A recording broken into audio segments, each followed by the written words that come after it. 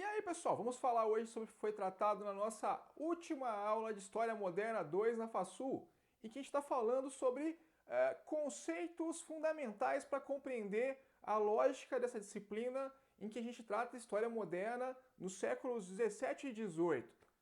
Vamos falar hoje aqui sobre os conceitos de Estado Moderno, mercantilismo, absolutismo e antigo regime. Não sabe o que é isso? Então venha comigo para a gente aprender mais sobre. Bora lá?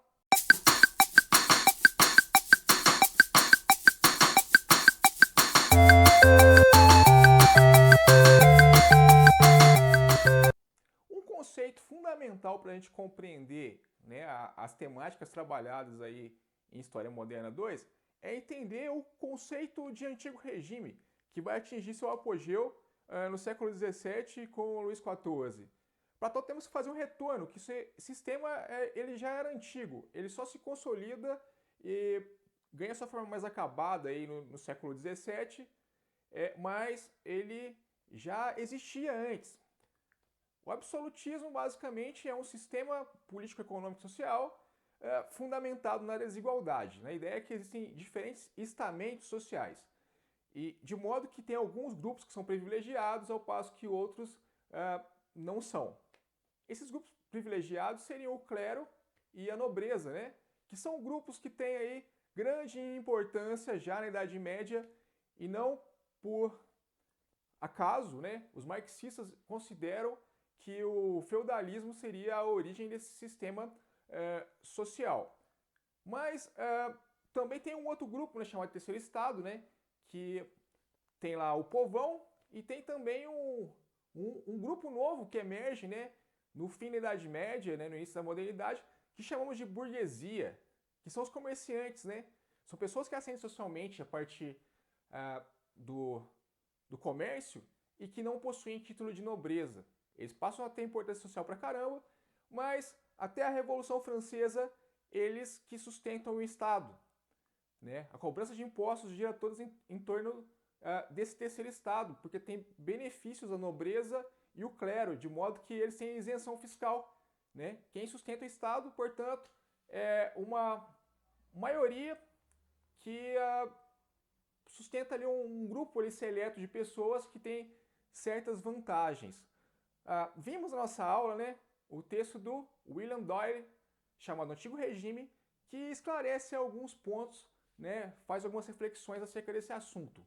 Doyle lembra que o Antigo Regime é um conceito que ele surge a posteriori. Quem viveu o Antigo Regime não sabe o que é isso, né?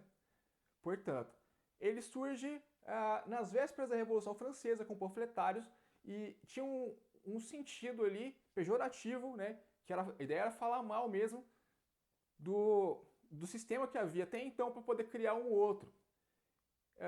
Mas, colocando isso à parte, existiam de fato uma regularidade nessas estruturas que a gente chama de Antigo Regime.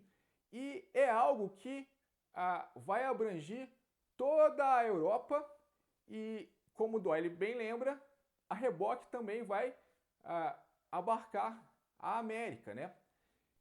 A Escola dos Análises, né, que tem aí a visão aí hegemônica hoje em dia, ela atribui ao século XIV o período que nasce o Antigo Regime, né, que é o período que coincide com um decrescimento demográfico, né, proveniente aí da peste negra e tal.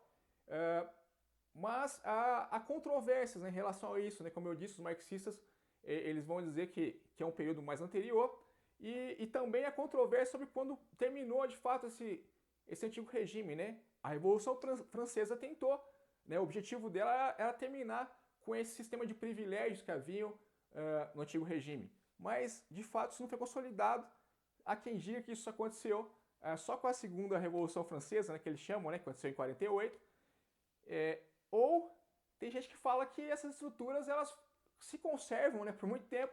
Até início do século XX ainda se vê algum resquício desse tipo de estrutura que tem características semelhantes à que havia lá na época feudal. Agora vamos falar sobre um outro conceito que abarca aí uma série de outras ideias, que é a ideia de absolutismo.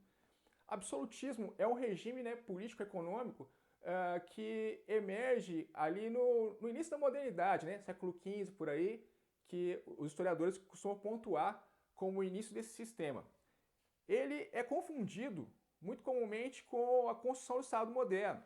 Só que, como vários autores salientam, né, o Estado moderno é uma coisa mais antiga, de modo que isso já aconteceu, né, esse fenômeno já começa a se dar, né, de centralização do poder, que reúne várias características, como a cobrança de impostos, né, centralizada, como um exército permanente, como a criação de pesos e medidas padronizados. Tudo isso daí já é o que começa a se dar lá no século XII, na Idade Média, né? Portugal é um dos primeiros estados a se organizar de uma forma moderna, parecida com como funciona um país hoje.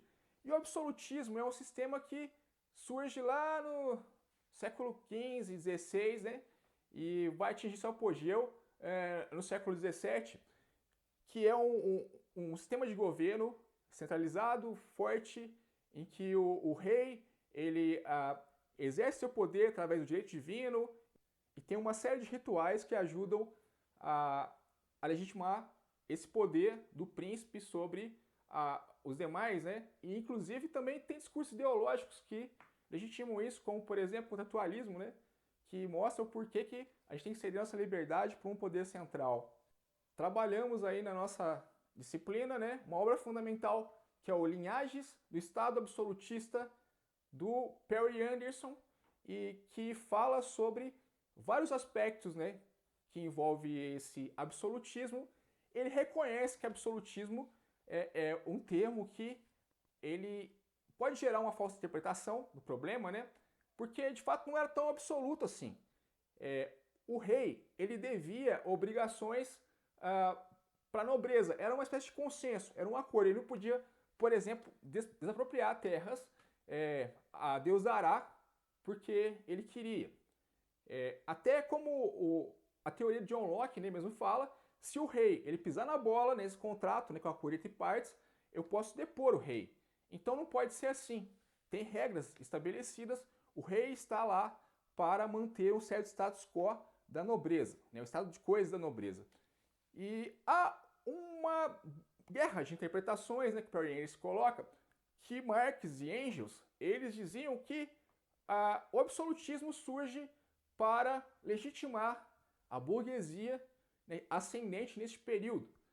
É um acordo entre a burguesia e a nobreza, porque eles veem que a burguesia ganha um peso ali que já não tem mais como fazer vista grossa para os caras. Mas o Perry Anderson fala que não, parece que é isso, mas não é. Na real, o absolutismo ele surge para unicamente garantir que aquelas estruturas que foram construídas pela nobreza lá na Idade Média, elas se conservassem e se adaptassem aos novos tempos.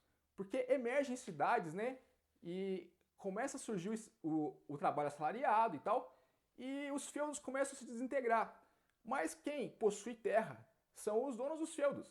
Então eles criam ali uma estrutura centralizada com um exército forte que pode coibir qualquer tipo de quebra de acordo de um servo com o seu senhor, de modo a conservar aquela estrutura de poder toda.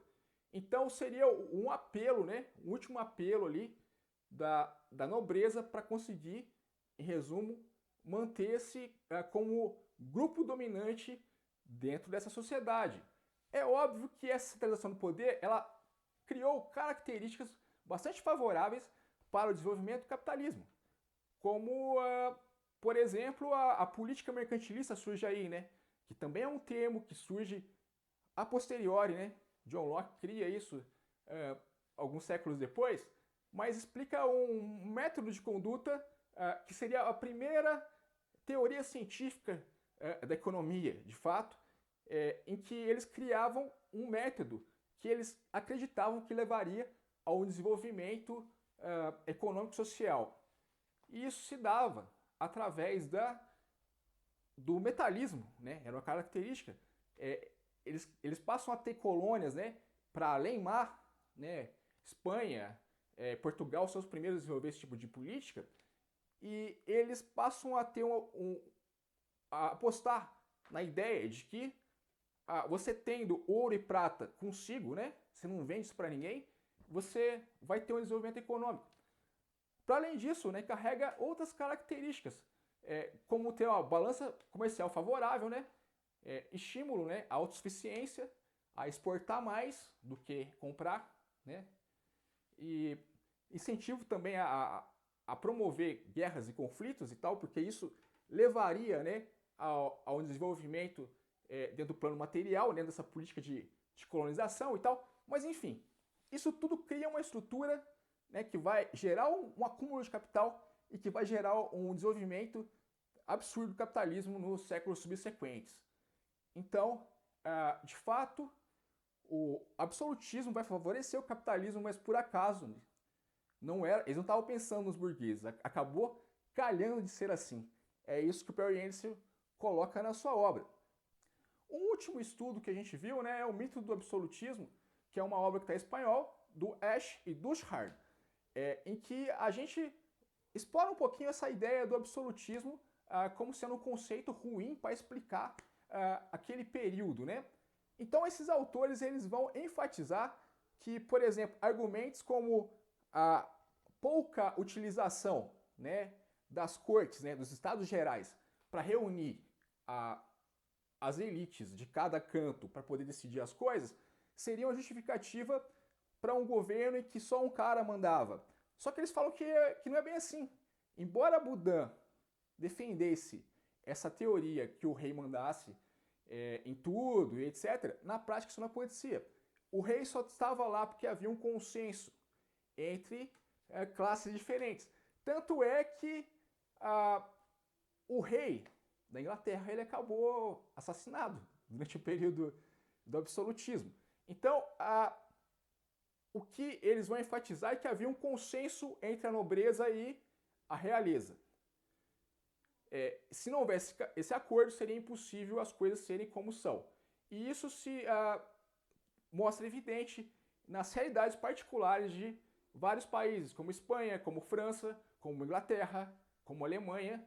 Então, eles vão enfatizar, tal qual Perry Anderson, que só foi possível o absolutismo por conta do consenso com a nobreza, com as elites locais. Então, basicamente, o que eu tinha para falar por hora, pessoal. Até a próxima. Tchau!